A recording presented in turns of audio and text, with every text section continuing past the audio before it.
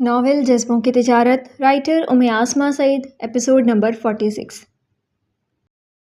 حارب اریبہ کو جھنجھوڑ کر تھک گیا تھا، لیکن اس نے نہ اٹھنا تھا اور نہ ہی وہ اٹھی تھی۔ وہ اریبہ کو وہیں زمین پر چھوڑ کر بیڈ کے ساتھ ٹیک لگا کر اپنا سر پکڑ کر بیٹھ گیا تھا۔ یہ اس نے کیا کر دیا تھا جو اسے نہیں کرنا چاہیے تھا؟ ایک پچھتاوا اس کے دل میں اٹھا تھا، اور وہ بھی کچھ پل کے لیے۔ اس نے اپنے دونوں ہاتھوں سے سر کو پیچھے سے پکڑتے ہوئے گردن موڑ کر اریبہ کے وجود کو دیکھا تھا، اور پھر اگلے 1 گھنٹے کے بعد ہی وہ اریبہ کو بیڈ پر لٹائے، اس کی پٹیاں کرتے، اس کے کپڑے تبدیل کیے، اس کے پاس بیٹھا، سگریٹ ہاتھ میں لیے مسلسل اریبہ کی طرف دیکھ رہا تھا۔ تم میرے انتقام برقرار رکھنے کی وجہ ہو، تمہیں میں دیکھتا ہوں تو میرے اندر کی آگ پھر سے بھڑک اٹھتی ہے۔ میں نے تمہیں مار دیا، مجھے اس کا افسوس تھا، لیکن اب نہیں۔ میں تب تک تمہیں یہاں پر رکھوں گا جب تک میں اپنا انتقام پورا نہیں کر لیتا۔ میں روزانہ آؤں گا تمہارے پاس، تمہارے کپڑے چینج کروں گا، تمہارے زخموں پر مرہم رکھوں گا، لیکن تمہیں دفناؤں گا نہیں۔ تم ایسے ہی میری آنکھوں کے سامنے رہو گی جب تک میں چاہوں گا۔ حارب دھیمی آواز میں کہہ رہا تھا اور ساتھ ساتھ سگریٹ کا کش لیتے ہوئے دھواں ہوا میں چھوڑ رہا تھا۔ اس کا افسوس کچھ پل کے لیے تھا اور وہ ختم ہو چکا تھا۔ اس نے کبھی پچھتانا سیکھا ہی نہیں تھا، اور کبھی لوگوں پر خود کو نچھاور کرنا سیکھا نہیں تھا، یا اسے سکھایا نہیں گیا تھا۔ وہ ایسا بن چکا تھا، وہ 2 کشتیوں میں سوار شخص تھا جس کے آگے سوائے ڈوبنے کے اور کوئی راستہ نہیں تھا۔ اب وہ پیچھے ہٹنے والا نہیں تھا۔ اس نے بیٹھے بیٹھے 15 منٹ میں پوری سگریٹ کی ڈبی ختم کر دی تھی۔ اب وہ وہاں سے کرسی سے اٹھا تھا اور اسے اب کریم کی ماں کو ڈھونڈنا تھا۔ اس نے آگے بڑھ کر اریبہ کے بے جان وجود پر چادر اوڑھی تھی، اور ایک نظر اس پر ڈالتے ہوئے وہ باہر کی طرف بڑھ گیا تھا۔ اسے نگین بیگم کو بھی اطلاع دینی تھی، اور اس سے پہلے اس نے کریم کی ماں کو ڈھونڈنا تھا۔ اس نے جس جگہ پر گھر لیا تھا وہ ایک سنسان علاقہ تھا جو زیر تعمیر تھا، شہر سے باہر۔ وہاں کچھ ہی گھر تھے۔ شہر سے دور ہونے کی وجہ سے وہاں کسی سواری کا ملنا مشکل تھا۔ وہاں گاڑیاں چلتی تھی، اتنے سنسان علاقے میں کوئی لفٹ بھی نہیں دیتا تھا۔ حارب مطمئن تھا کہ وہ بوڑھی عورت کریم کی ماں آخر کب تک پیدل بھاگے گی، کہیں نہ کہیں تو وہ چھپ کر بیٹھی ہوگی، اور وہ یقیناً اسے ڈھونڈ لے گا۔ اس نے سائڈ ٹیبل سے اپنا موبائل پکڑا، گاڑی کی چابی پکڑی اور قدم باہر کی طرف بڑھا دیے تھے۔ سورج طلوع ہونے کے ساتھ سنجرانی ہاؤس کی کچن میں مسلسل باتوں کی آوازیں آ رہی تھی۔ وہاں کی ملازمہ بھی اگر ناشتہ بناتی تھی تو وہ خاموشی سے بناتی تھی، لیکن کچن سے آتی آوازیں آفاق کے قدموں کو اس نے روک لیا تھا جو اپنے کمرے سے نکلا تھا۔ تیار ہو کر اسے آج عدالت جانا تھا۔ اس نے اپنے کوٹ کے بٹن کو بند کرتے ہوئے تھوڑا سا کچن کی طرف گردن موڑ کر دیکھا جو ڈائننگ روم سے کچھ قدم کے فاصلے پر تھا۔ آفاق پہلے سمجھا کہ شاید ممی جی کچن میں ملازمہ کے ساتھ کام کروا رہی ہیں، لیکن کریم کی آواز پر وہ اچانک چونکا تھا اور اس کے قدم کچن کی طرف گئے تھے۔ ابھی وہ 2-3 قدم ہی بڑھا پایا تھا کہ کچن کے اندر کریم کو دیکھ کر اس کو اپنی آنکھوں پر یقین نہیں آیا تھا۔ امسل پاس ہی رکھی ٹیبل پر بیٹھی ہوئی تھی اور ہاتھ میں جوس کا گلاس پکڑے وہ پی رہی تھی، اور کریم کچن میں کھڑا کچھ بنا رہا تھا۔ کریم اٹلی میں بھی ہمیشہ صرف ایک آملیٹ اور کافی پر گزارا کرتا تھا، یا کبھی وہ باہر رضا کے ساتھ جا کر کھانا کھا لیتا تھا، اور جب بھی وہ پاکستان آتا تو کچن میں جانا تھا۔ دور کی بات، وہ اٹھ کر خود کبھی اس نے پانی بھی نہیں پیا تھا، اور اب کچن میں کھڑے ہو کر وہ کھانا بنا رہا تھا یا ناشتہ بنا رہا تھا، آفاق کو یہ جاننا تھا، اور اس کے قدم کچن کی طرف بڑھ رہے تھے۔ یہ آج کریم سنجرانی نے کچن کو شرف کیسے بخش دیا؟ آفاق کی بات پر امسل فوراً ٹیبل سے نیچے اتری تھی۔ اس کا اور آفاق کا آمنا سامنا اس واقعے کے بعد اب ہوا تھا۔ امسل نے ایک نظر آفاق پر ڈالی تھی اور آفاق نے سر کو تھوڑا جھکا کر امسل کو سلام کیا تھا۔ وہیں امسل ٹک ٹک کے باندھے آفاق کو دیکھ رہی تھی۔ بھابھی ایسے نہ دیکھیں میری طرف، مجھے پتہ ہے آپ ایسے کیوں دیکھ رہی ہیں۔ آپ کو بے ہوش کرنے کا پلان میرا نہیں تھا، یہ آپ کے شوہر کا تھا، اور آپ اسی سے پوچھیں، میں تو اسی کے حکم کی تابع داری کر رہا تھا، اس کے حکم کو پورا کر رہا تھا۔ آفاق امسل کو اسے دیکھنے پر سمجھ گیا تھا کہ وہ اسے شکوہ بھری نظروں سے دیکھ رہی تھی۔ کیوں کریم صاحب، میں نے ٹھیک کہا نا؟ آفاق آگے بڑھا تھا۔ کریم نے آفاق کی طرف رخ کیا تھا۔ تو اس میں کون سی اتنی بڑی بات ہے؟ اپنی بیوی کو اغوا کروایا تھا، کسی اور لڑکی کو تو نہیں؟ کریم نے نارمل لہجے میں بات کرتے ہوئے فوڈ ٹرائفل کے اوپر بڑے نزاکت کے ساتھ فروٹ کو جوڑ رہا تھا۔ آفاق نے کریم کو پاؤں سے لے کر سر تک جائزہ لیا تھا۔ وہ ابھی تک لوز ٹراؤزر اور اوپر گول گلے کی پہنی ہوئی شرٹ میں تھا۔ شرٹ کے بازوؤں کو اس نے کوہنیوں کے اوپر چڑھائے ہوئے تھے، اور وہ بڑے اطمینان سے امسل کے ساتھ مل کر سویڈش بنا رہا تھا۔ اس کی سمجھ میں نہیں آیا کہ آخر کریم کو یوں سویڈش بنانے کی ضرورت کیوں پیش آئی تھی۔ امسل نے کریم کی بات پر ہلکا سا مسکرا کر رہ گئی تھی۔ ویسے بھابھی، آپ نے تو ہمارے بھائی صاحب کو بالکل ہی تبدیل کر دیے، دیکھیں تو صحیح، آپ کی خاطر وہ کچن میں بھی کام کرنا شروع ہو گئے ہیں۔ آگے پتہ نہیں آپ ان سے کیا کیا کام کروائیں گی۔ آفاق نے آگے بڑھتے ہوئے فریج میں سے پانی کی بوتل نکالی۔ امسل نے مدد طلب نظروں سے کریم کی طرف دیکھا تھا۔ وہ کریم سے ہر قسم کی بات کر سکتی تھی، وہ حرین سے کر سکتی تھی، لیکن آفاق سے وہ نہیں کر پائی تھی۔ شاید اس کو سب کچھ معلوم ہونا تھا۔ میں کچھ نہیں کر سکتا امسل، کریم نے کندھے اچکاتے ہوئے کہا۔ کریم کے یوں کہنے پر امسل نے جوس کا گلاس ٹیبل پر رکھا اور کچن سے باہر آ گئی۔ کر دیا نا اپنی بھابھی کو ناراض، تم ہمیں خوش دیکھ ہی نہیں سکتے۔ ساس کا کام تو تم نے اپنے ذمہ لیا ہوا ہے، کریم نے کہتے ہوئے ہاتھ دھوئے اور پاس پڑے ٹیشو پیپر سے ہاتھ صاف کیے، اور وہیں آفاق نے کریم کی طرف دیکھا۔ میں نے تو ابھی کچھ بھی نہیں کیا بھابھی کو میں نے تو ابھی کچھ بھی نہیں کہا بھابھی کو، آفاق نے جیسے مسکین سے شکل بنا کر کہا۔ کریم کے چہرے پر مسکراہٹ آ گئی تھی۔ ہم سر کی طرف دیکھا، اس کے چہرے پر مسکراہٹ آ گئی تھی۔ آفاق نے آگے بڑھ کر کریم کے کندھے پر ہاتھ رکھا تھا۔ بہت اچھا، اچھے جا رہے ہو، جنت کی سیدھی راہ پر جا رہے ہو۔ آفاق نے نفی میں سر ہلایا اور کچن سے باہر آ گیا تھا۔ کریم نے آگے سے کچھ نہیں کہا تھا، وہ جانتا تھا کہ وہ اس سے بحث نہیں کر سکتا۔ اس کے ہاتھ میں بات آ گئی تھی اور وہ پہلے وہ کپڑوں والی اور اب کچن میں کام والی۔ کریم نے صبح صبح اٹھتے ہی سب کے اٹھنے سے پہلے سویٹ ڈش بنا لی تھی تاکہ کسی کو یہ پتہ نہ چلے کہ کریم نے بنایا بلکہ یہ امسل نے بنایا ہے۔ وہ امسل کو سب کے سامنے شرمندگی سے بچانا چاہتا تھا، آخر اس کی بیوی جو تھی۔ سارے ناشتے کے ٹیبل پر موجود تھے۔ رات کو جو بھی بحث ہوئی تھی جہانگیر سنگھ جنانی سے کریم کی، صبح ان سب کے چہروں پر ایسے کوئی تاثرات نہیں تھے۔ سارے ڈائننگ ہال میں موجود تھے، ڈائننگ ٹیبل پر موجود تھے اور خوشگوار موڈ میں ناشتہ کر رہے تھے۔ جہانگیر سنگھ جنانی اپنے گھر کے 2 افراد کو بے حد مس کر رہا تھا، اریبہ اور حارب کو۔ حارب تو پھر بھی اس طریقے سے وہ مہینہ مہینہ گھر نہیں آتا تھا، لیکن اریبہ کے لیے جہانگیر سنگھ جنانی کی فکر بڑھتی جا رہی تھی۔ وہ اندر سے فکر مند تھے لیکن ان کے چہرے پر مسکراہٹ تھی۔ ابھی وہ اپنی فکر کو کسی سے ڈسکس نہیں کر سکتے تھے۔ وہ اپنے شوہر کے ساتھ گئی تھی اور اگر وہ کسی سے بات بھی کرتے تو آگے سے تنزیلہ بیگم کریم نے یہی کہنا تھا کہ وہ اپنے شوہر کے ساتھ ہے۔ جہانگیر سنگھ جنانی کو اندر سے اریبہ کی فکر کھائے جا رہی تھی۔ وہ ان کی ذمہ داری تھی لیکن وہ آخر اپنا نمبر بند کر کے کیوں بیٹھی ہوئی تھی؟ سب ڈائننگ ٹیبل پر بیٹھے ہوئے تھے۔ کریم نے حورین کے ساتھ ہی انوال کے کالج کا ایڈمیشن کروا دیا تھا، وہ دونوں ایک ساتھ کالج آتی جاتی تھیں۔ تنزیلہ بیگم جیسے ہی ٹیبل پر بیٹھی اسے تمام ناشتے میں سامنے رکھی سویٹ ڈش پر نظر پڑی۔ امسل، یہ تم نے بنائے؟ تنزیلہ بیگم نے جیسے کہا تو امسل کے حلق میں جاتے ہوئے بریڈ کا نوالا پھنسا تھا۔ وہ سب کے سامنے جھوٹ نہیں بولنا چاہتی تھی لیکن وہ کیا کرتی، کیا سچ بتا دیتی؟ اتنے میں کریم بول پڑا تھا۔ بالکل امسل نے بنایا ہے، شاید آپ نے کہا تھا اسے کچھ میٹھا بنانا ہے تو وہ صبح سے کچن میں ہی تھی۔ جب میں نیچے آیا تو کچن میں ہی کام کر رہی تھی۔ کریم کی بات پر آفاق کو تو اچھو لگا تھا۔ اس کے گلے میں چائے کا گھونٹ اٹک گیا تھا اور وہ کھانستے ہوئے اس نے فوراً ہی پاس پڑے گلاس میں پانی ڈال کر پیا تھا۔ زلیخا بیگم بھی حیرت سے امسل کی طرف دیکھ رہی تھی جس نے آج تک کچن کا رخ ہی نہیں کیا تھا، تو وہ اتنا اچھا اور شکل سے دیکھنے میں اتنا اچھا فروٹ رائفل کیسے بنا سکتی تھی؟ ماشاءاللہ امسل، میں نے تو سوچا تھا کہ شاید تم دوپہر میں یا رات کے کھانے میں بناؤ گی۔ چلو کوئی بات نہیں، تم نے صبح ہی بنا لیا، تنزیلہ بیگم نے کہتے ہوئے سویٹ ڈش میں سے چمچ سے نکالنے لگی۔ وہ دراصل کریم نے آفس جانا تھا نا، اس لیے جلدی سے یہ سب بن گیا۔ آفاق نے جیسے کریم کی ٹانگ کھینچی۔ کریم نے غصے سے آنکھیں سکیڑتے ہوئے آفاق کی طرف دیکھا۔ کیا مطلب ہے اس بات کا؟ تنزیلہ بیگم نے آفاق کی طرف دیکھا۔ وہ دراصل ممی جی، میرا کہنے کا یہ مطلب یہ تھا کہ کریم نے جلدی جانا تھا نا، تو امسل بھابھی نے سوچا کہ کیوں نہ صبح صبح بنا دیا جائے۔ آفاق نے فوراً بات کو کور کیا تھا اور وہیں امسل کی جان میں جان آئی تھی۔ وہ یہ تو جان گئی تھی کہ اس گھر میں کریم کی ٹانگ کھینچنے والا ایک ہی بندہ تھا اور وہ آفاق تھا۔ سب نے سویٹ ڈش کو کھایا تھا اور سب نے ہی بہت تعریف کی تھی۔ امسل اوپر سے خوش ہو رہی تھی لیکن دل میں شرمندہ بھی ہو رہی تھی۔ اس سے پہلے کہ کوئی کچھ کہتا کریم کے موبائل پر میسج آیا تھا۔ کریم نے جو پہلے ہی چمچ کھانے والا تھا اس نے فوراً میسج دیکھا اور میسج دیکھتے اس نے چمچ فوراً پلیٹ میں دوبارہ رکھ دیا تھا۔ امسل سب دیکھ کر ایک دم چونکی تھی کہ آخر وہ اپنا ہی بنایا ہوا فروٹ رائفل کیوں نہیں کھا رہا۔ مجھے آفس کے لیے نکلنا ہے، ایک ضروری کام ہے۔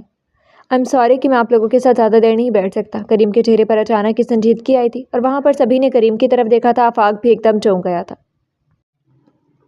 ٹھیک ہے، کوئی زیادہ مسئلے کی بات تو نہیں ہے، جہانگیر سنگھ جنانی نے کریم کی طرف دیکھ کر کہا جو کرسی سے اٹھ چکا تھا۔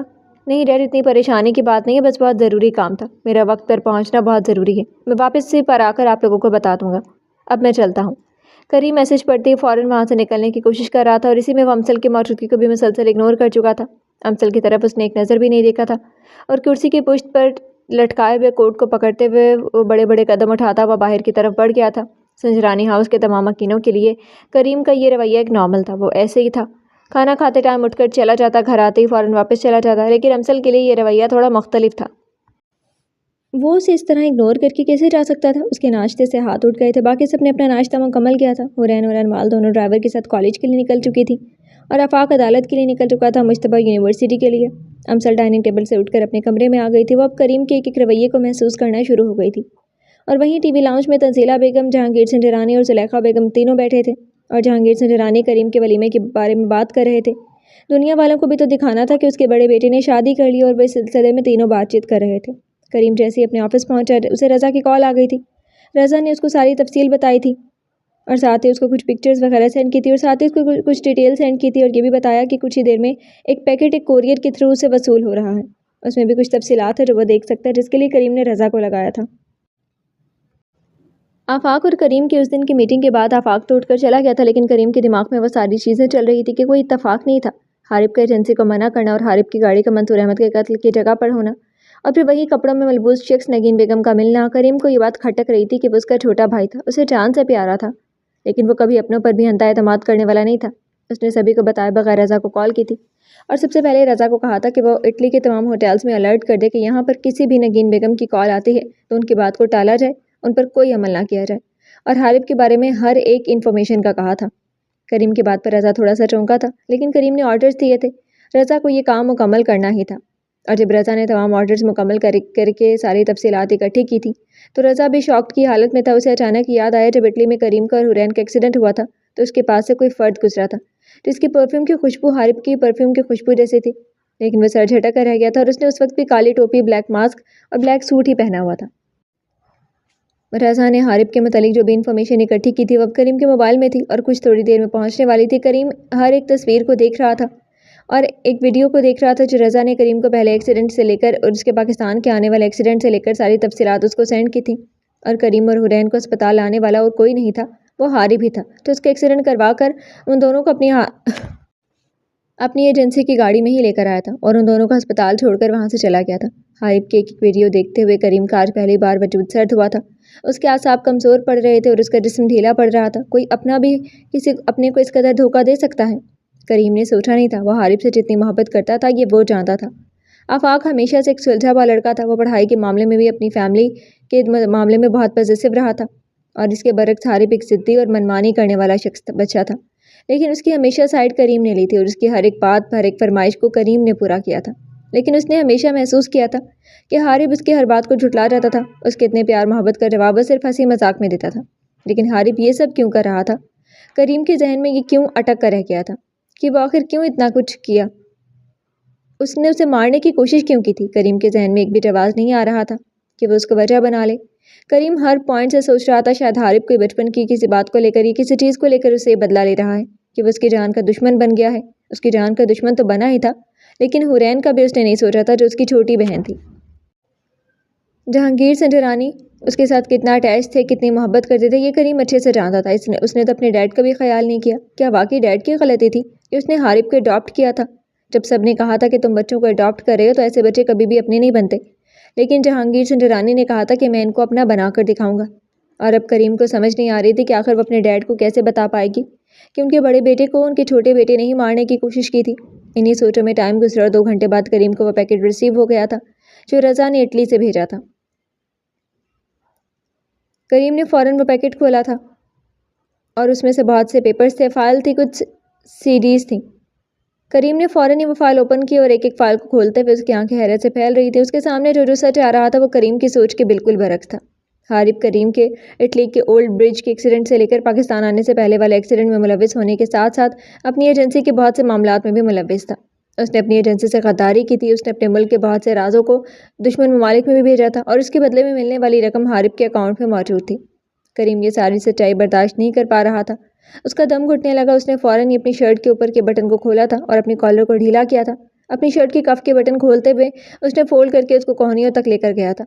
कमरे में एसी लगने के बावजूद करीम के पूरे जिस्म में हिद्दत बढ़ती जा रही थी। उसने लैपटॉप खोला और लैपटॉप खोलकर उसने फ़ौरन वो सीडी अंदर लगाई जो रज़ा ने उसे भेजी थी। एक के बाद एक सीडी को देखते हुए करीम की आंखें सुर्ख हो गई थी।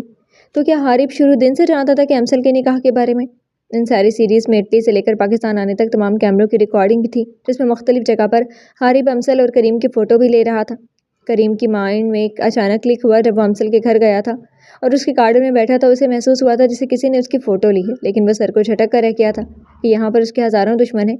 किसी ने भी ये हरकत की होगी, लेकिन अगली सीढ़ी में रिचर्ड की मौत उसके सामने आई थी और वहाँ पर भी वही ब्लैक कैप, ब्लैक मास्क और ब्लैक ड्रेस वाला आदमी था जो उसे बेदर्दी से मार रहा था। तो क्या हारिब ने रिचर्ड को भी मार दिया था? आखिर क्यों? वो ये सब क्यों कर रहा था? और ये सब देखने के बाद करीम के दिमाग में फिर से क्यों पर आकर अटक गया था। उसके दिमाग में सवाल चल रहे थे। वो उसे क्यों मारना चाहता था? हारिब को करीम के और अमसल के निकाह के बारे में पता था। उसने रिचर्ड को क्यों मारा? पाकिस्तान आने के बाद उसने क्यों नहीं सबको बताया कि करीम का निकाह हो चुका है? तो क्या उसको पता था कि अमसल किधर है? क्या अहमद मंसूर का कत्ल भी हारिब ने किया है? ये सब सोचते हुए करीम का दिमाग फट रहा था। उसको जितनी रज़ा ने इन्फॉर्मेशन दी थी और जितनी रज़ा को इन्फॉर्मेशन मिली थी उसके हिसाब से तो करीम इस बात में श्योर था कि हारिब ने ही उसका एक्सीडेंट करवाया था। हारिब भी जानता था कि करीम और अमसल का निकाह हो चुका है, लेकिन बाकी के सवाल के लिए उसको हारिब से पूछना था। کیا حارب اس کے تمام سوال کے جواب دے پائے گا؟ کیا اسے بڑی احتیاط سے چلنا ہوگا تاکہ حارب کو کسی قسم کا شک نہ ہو؟ کریم کی ذہنی الجھن مزید بڑھتی جا رہی تھی۔ اس نے فوراً ہی لیپ ٹاپ کو بند کیا اور اپنے ٹیبل سے اپنی گاڑی کی چابی اور موبائل اٹھا کر پاکٹ میں ڈالا۔ رات کے 7 بجے تھے۔ کریم کو یہ سب کچھ دیکھتے دیکھتے آفس میں 7 کا وقت ہو گیا تھا۔ کریم کب آفس میں بیٹھے دم گھٹ رہا تھا۔ وہ فوراً ہی آفس سے باہر نکلا تھا۔ ساری چیزیں ویسی کی ویسی پڑی تھی۔ اسے پرواہ نہیں تھی کہ کوئی اور دیکھ لیتا۔ اس کا دل ٹوٹا تھا، اس کا مان ٹوٹا تھا، اس کا بھروسہ ٹوٹا تھا۔ وہ جس کو اپنا بھائی سمجھ کے بیٹھا تھا اور وہی اس کا دشمن بنا بیٹھا تھا۔ گاڑی میں بیٹھتے ہوئے اس نے جیسے ہی گاڑی سٹارٹ کی تھی، اس کے دماغ میں فوراً ہی مسٹر پاشا کی بات نے کلک کیا تھا کہ بعض اوقات دشمن ہمارے گھر میں ہی ہوتا ہے لیکن ہم کبھی نہیں دیکھ سکتے، اور کبھی بھی آستین کا سانپ باہر نہیں نکلتا جب تک وہ ڈستا نہیں ہے۔ اپنوں کی محبت کی پٹی کو آنکھوں سے اتار کر دیکھنا چاہیے۔ اور حارب کے بارے میں جو ان کی ایجنسی کے بارے میں سب کچھ بتایا تھا، تو کیا مسٹر پاشا سب جان چکے تھے؟ تو انہوں نے سب مجھے پہلے کیوں نہیں بتایا تھا؟ کریم کے دماغ مزید الجھنوں میں پھنستا جا رہا تھا۔ اسے کوئی ہوش نہیں تھی کہ وہ گاڑی کو کس طرف لے کر جا رہا ہے۔ وہ بس گاڑی کو ایک ہی سمت میں چلائے جا رہا تھا۔ گاڑی شہر سے کب باہر نکلی کریم کو کچھ پتہ ہی نہیں چلا۔ اس کی آنکھوں کے سامنے ماضی ایک ریل کی طرح چل رہا تھا جب جہانگیر سنجرانی نے 2 ننھے وجود کو کریم کے پاس لا کر رکھے تھے اور کہا تھا کہ یہ تمہارے دونوں بھائی ہیں۔ اور کریم جو ہمیشہ اکیلا رہا تھا، وہ اپنے 2 چھوٹے بھائیوں کو دیکھ کر اس کے دل میں خوشی محسوس ہوئی تھی، اور اس نے بڑی ہی دلجوئی سے دونوں کی روئی جیسے گالوں کو چھوتے ہوئے ان کے ماتھے کو چوما تھا۔ اسکول کالج میں ہر طرح سے حارب کو اور آفاق کو سپورٹ کرنے والا کریم تھا، اور اریبہ سے ریجیکشن کے بعد بھی اس کو سنبھالنے والا کریم تھا۔ اریبہ کا ذہن میں آتے ہی کریم نے بریک پر پاؤں رکھا تھا۔ اریبہ؟ کیا حارب نے اریبہ کے ساتھ کچھ ایسا کیا ہے کہ اس کا تو کوئی پتہ ہی نہیں چل رہا؟ کریم کے منہ سے بے اختیار نکلا تھا۔ اسے بہرحال میں حارب سے ملنا تھا اور بات کرنی تھی، اور اریبہ کو گھر لے کر آنا تھا۔ وہ اریبہ کے معاملے میں کوئی کوتاہی برداشت نہیں کر سکتا تھا۔ اس نے فوراً ہی حارب کو کال ملائی تھی، لیکن حارب کا نمبر آگے سے بند جا رہا تھا۔ اس کا دماغ کام کرنا چھوڑ گیا تھا۔ اس کے ذہن میں آفاق کی باتیں گھوم رہی تھی، اور پھر اریبہ کا یوں اچانک غائب ہونا، حارب کے ساتھ ہونا لیکن موبائل بند ہونا۔ کریم کو کسی خطرے کی گھنٹی محسوس ہوئی۔ اس کا دماغ کام کرنا چھوڑ گیا تھا۔ اس کے ذہن میں آفاق کی باتیں گھوم رہی تھیں، اور پھر اریبہ کا یوں اچانک غائب ہونا، حارب کے ساتھ ہونا لیکن موبائل بند ہونا۔ کریم کو کسی خطرے کی گھنٹی محسوس ہو رہی تھی۔ اس نے فوراً آفاق کا نمبر نکالا اور اس کو ڈائل کرنے لگا، لیکن اس نے کال کاٹ دی۔ آفاق کا اتنا زیادہ بھروسہ حارب پر تھا، وہ حارب کی اصلیت جان کر ٹوٹ جائے گا، بکھر جائے گا۔ وہ خود جس کنڈیشن میں، جس اذیت سے گزر رہا تھا، وہ آفاق کو اس سے نہیں گزارنا چاہتا تھا۔ اس کے حارب کے بارے میں ذرا سی بات کرنے پر آفاق اتنا بھڑک اٹھا تھا۔ وہ جانتا تھا کہ اگر اسے حارب کی اصلیت پتہ چلی تو وہ تو ٹوٹ جائے گا، اور شاید وہ کسی بھی رشتے پر اعتبار نہ کر سکے۔ کریم نے یہ سوچتے ہوئے موبائل کو دوبارہ ڈیش بورڈ پر رکھا اور گاڑی سٹارٹ کی تھی۔ گاڑی سٹارٹ کرتی اب اس نے ارد گرد دیکھا۔ وہ کون سے سنسان جگہ پر آ گیا تھا؟ اسے کچھ پتہ ہی نہیں چلا تھا۔ وہ گاڑی کی سمت لے کر جا رہا تھا، اسے کچھ اندازہ نہیں تھا، اور یہاں پر موبائل سگنل بھی کبھی آ رہے تھے اور کبھی جا رہے تھے۔ اس نے گاڑی کو موڑا تھا، اور وہ اس نے سوچ لیا تھا کہ وہ گھر جا کر اپنے ڈیڈ سے بات کرے گا کہ حارب کو فوراً بلائے۔ وہ اپنے ڈیڈ کو کچھ بھی بتانے والا نہیں تھا، لیکن حارب کی موجودگی اس گھر میں اب وہ ہر حال میں چاہتا تھا۔ اس نے گھڑی میں ٹائم دیکھا تو رات کے 9 بج رہے تھے۔ اسے احساس بھی نہیں ہوا تھا کہ وہ آفس سے تو 7 بجے نکلا تھا اور 2 گھنٹے ڈرائیو کرتا رہا تھا۔ کریم نے جیسے ہی گاڑی موڑی، راستہ دیکھتے ہوئے اس نے آگے کی طرف گاڑی کو چلانا چاہا۔ ہر طرف اندھیرا ہی اندھیرا تھا۔ وہ سنسان سڑک تھی، آس پاس کے گھر ابھی زیر تعمیر تھے، اور کہیں کہیں دور فاصلے پر کچھ درخت اور خاردار جھاڑیاں تھیں۔ وہ شاید کوئی زیر تعمیر علاقے میں پہنچ چکا تھا۔ اسے اب یہاں سے نکلنا تھا۔ اس نے گاڑی کی سپیڈ تھوڑی سی بڑھائی تھی کیونکہ علاقہ سنسان تھا اور وہ کسی بھی قسم کی کوئی مزید غلطی نہیں کر سکتا تھا۔ اس نے گاڑی کی سپیڈ بڑھاتے ہوئے آگے کی طرف لے کر گیا تھا۔ گاڑی سپیڈ سے چل رہی تھی، اور وہیں کریم کی ماں بھاگتے ہوئے راستہ تلاش کرتے ہوئے بھٹک رہی تھی۔ اسے باہر جانے کا راستہ نہیں مل رہا تھا۔ وہ علاقہ زیر تعمیر تھا، اور وہ بھٹکتے چلتے تھک گئی تھی۔ اس کے پاؤں سے خون رس رہا تھا۔ اس کا پیاس سے برا حال تھا۔ وہ جلد از جلد شہر کی طرف جانا چاہتی تھی تاکہ کسی کو مدد کے لیے پکارے۔ وہ بھاگتی ہوئی آ رہی تھی جب سامنے سے آتی گاڑی کی ہیڈ لائٹس آن ہوتی ہوئی نظر آئیں، اور وہیں کریم جو تیز رفتاری سے گاڑی چلا رہا تھا۔ اس نے فوراً بریک پر پاؤں رکھا۔ گاڑی ایک جھٹکے سے رکی۔ اسے سامنے ایک عورت نظر آئی جس کے ہاتھ زنجیر سے بندھے ہوئے تھے، اور اس نے اپنی آنکھوں کے آگے سے گاڑی سے بچنے کے لیے ہاتھ رکھ لیے تھے۔ گاڑی کی ہیڈ لائٹس آن تھی۔ اس کی روشنی میں کریم نے فوراً سامنے دیکھا تھا۔ وہاں جو عورت کھڑی تھی اس کے ہاتھوں میں زنجیریں بندھی ہوئی تھی، اور دونوں ہاتھ اس کی آنکھوں پر تھے۔ اس کے سر سے چادر ڈھلک کر اس کے کندھوں پر آئی ہوئی تھی۔ کریم فوراً گاڑی سے نکلا اور گاڑی سے نکلتے ہوئے اس عورت کے پاس پہنچا۔ آپ ٹھیک ہیں؟ آپ کو کچھ ہوا تو نہیں؟ کریم نے فوراً اس سے عورت کے پاس 2 قدم کے فاصلے پر پہنچا تھا، اور وہیں اس عورت نے اپنی آنکھوں سے ہاتھ ہٹاتے ہوئے کریم کی طرف دیکھا تھا۔ کریم نے جیسے ہی اس عورت کو دیکھا ہوا ایک دم ٹھٹکا تھا، اور کریم اس سے کچھ پوچھتا وہ عورت وہیں پر بے ہوش ہو کر زمین پر گر چکی تھی۔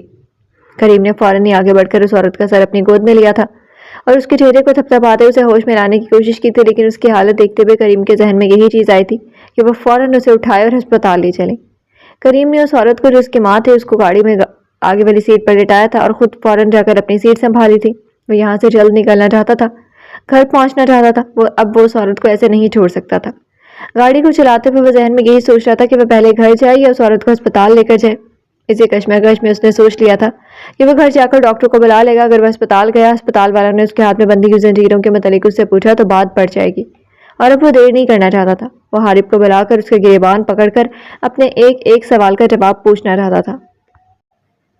اس نے گاڑی اپنے گھر کی طرف موڑ لی تھی۔ وہ راستہ تلاش کرتے کرتے باہر سڑک پر نکل آیا تھا۔ 7 بج چکے تھے لیکن کریم ابھی تک نہیں آیا تھا۔ کھانے کی میز پر سارے موجود تھے لیکن کریم کا کوئی اتا پتہ نہیں تھا، نہ ہی وہ کسی کا فون اٹینڈ کر رہا تھا۔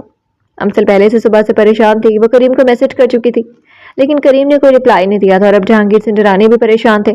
سب نے ہی بے دلی سے ہلکا سا کھانا کھایا تھا اور سب ڈائننگ ٹیبل سے اٹھ گئے تھے۔ تنزیلہ بیگم، مجھے اریبہ کی طرف سے بڑی پریشانی ہو رہی ہے، بہت طبیعت عجیب سی ہو رہی ہے، پتہ نہیں وہ بچی کدھر ہے، ہاری بھی کچھ اس کا اتا پتہ نہیں دے رہا، مجھے پتہ نہیں کیوں ایسا محسوس ہو رہا ہے جیسے وہ کسی پریشانی میں ہو۔ جہانگیر سنگھ درانی نے آخر تنزیلہ بیگم کو اپنے دل کی بات کہہ دی تھی، جو کھانا کھانے کے بعد اپنے کمرے میں میڈیسن کھانے کی غرض سے آئے تھے۔ فکر تو مجھے بھی ہے جہانگیر صاحب، لیکن ہاری بھی تو کوئی پتہ نہیں دے رہا، آپ نے پہلے پوچھا تھا تو اس نے کہا تھا کہ وہ اس کی بیوی ہے، آپ کو کوئی حق نہیں ہے، تو اب بھی وہ یہی جواب دے گا۔ مجھے تو اس لڑکی کی سمجھ ہی نہیں آتی، پتہ نہیں کیا کیا کرتا پھر رہا ہے۔ تنزیلہ بیگم نے جہانگیر سنگھ درانی کو ٹیبلٹ نکال کر دی تھی۔ انہوں نے ٹیبلٹ لے کر پانی کا گھونٹ پیا تھا لیکن ان کی بے چینی نہیں کم ہوئی تھی، آخر ہوتی بھی کیسے؟ انہوں نے اریبہ کو اپنی بیٹی مانا تھا، اور بیٹی کو ذرا سی بھی چوٹ لگے تو چاہے باپ سگائے بھی کیوں نہ ہو، لیکن دل کو تو تکلیف ہوتی ہے۔ جس بیٹی کی ذمہ داری انہوں نے لی تھی وہ اس دنیا سے جا چکی تھی، تو انہیں بے چینی کیوں نہ ہوتی؟ وقت بھی وہی تھا اور احساس بھی انہیں ہو رہا تھا جب اریبہ کی روح نے اس کے جسم کو چھوڑا تھا۔ ابھی جہانگیر سنگھ درانی اسی بے چینی میں ٹہل رہے تھے جب انہیں باہر سے باتوں کے شور کی آواز سنائی دی تھی۔ جہانگیر سنگھ درانی نے تنزیلہ بیگم کی طرف دیکھا تھا اور دونوں ہی دروازے کی طرف قدم بڑھائے تھے۔ کریم سنگھ درانی ہاؤس آ گیا تھا۔ اس نے فوراً گاڑی کو روکا اور دروازہ کھول کر اس عورت کو جو کریم کی ماں تھی اس کو بازو میں اٹھاتے ہوئے اندر کی طرف آیا تھا۔ وہ سیدھا ٹی وی لاؤنج میں آیا تھا، جہاں ٹی وی لاؤنج میں انوال، زلیخا بیگم، مجتبیٰ اور آفاق چاروں بیٹھے ہوئے تھے۔ کریم فوراً ہی اس عورت کو ٹی وی لاؤنج میں رکھے ہوئے صوفے پر لٹا دیا تھا۔ آفاق ایک دم سے کریم کو دیکھ کر پریشان ہو گیا تھا۔ امسل جو آفاق کے لیے کافی بنانے کے لیے گئی تھی، وہ کچن سے جیسے ہی کافی کا مگ لے کر نکلی، کریم کو گھر میں دیکھ کر ایک عورت کو دیکھ کر اس نے قدم فوراً آگے کی طرف بڑھائے تھے۔ کریم، یہ کون ہے؟ کیا ہوا جسے تم لے آئے ہو؟ آفاق نے فوراً ہی اس عورت کی طرف دیکھا جس کی رنگت زرد پڑی ہوئی تھی۔ اس کے پاؤں چھلے ہوئے تھے اور اس کے ہاتھ میں زنجیریں بندھی ہوئی تھی، اور زنجیروں کے لاک سے اس کے ہاتھ، اس کی کلائیوں پر گہرے نشان تھے۔ آفاق کی باتیں کرنے کا وقت نہیں ہے، جلدی سے ڈاکٹر کو بلاؤ اور ان کی زنجیریں بھی کھولنی ہیں، جلدی کرو۔ کریم کی بات پر آفاق نے سب کی طرف دیکھا تھا اور وہیں امسل آگے بڑھی تھی۔ آفاق بھائی، میں ڈاکٹر کو بلاتی ہوں، آپ ان کی زنجیریں کھولیں۔ امسل کی بات پر کریم نے فوراً امسل کی طرف دیکھا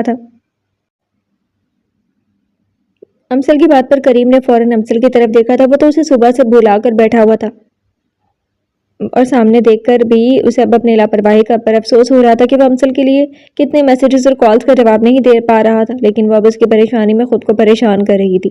پیچھے ہٹو کریم، میں یہ خود بھی کر سکتا ہوں۔ حورین، جلدی سے کچن سے ایک چھری اور فورک لے کر آؤ۔ آفاق نے بھی وہی طریقہ اپنایا تھا جو اریبہ نے اپنایا تھا، اور یہ طریقہ آفاق نے ہی اریبہ سے ہی سیکھا تھا۔ حورین فوراً سے پہلے کچن میں جا کر فورک اور چھری لے کر آئی تھی۔ امسل نے ڈاکٹر کو فون لگا دیا تھا اور سبھی ارد گرد کھڑے تھے۔ آفاق اس کریم کی ماں کے ہاتھ میں بندھی زنجیروں کے لاک کھول رہا تھا، اور کریم آفاق کے سر پر کھڑا تھا۔ جب جہانگیر سنگھ درانی اور تنزیلہ بیگم ٹی وی لاؤنج میں داخل ہوئے تھے، وہ جیسے صوفے کے قریب آئے، جہانگیر سنگھ درانی وہیں منجمد ہو گئے تھے، وہیں ساکت ہو گئے تھے، اور تنزیلہ بیگم کی حیرت سے آنکھیں پھیل گئی تھی۔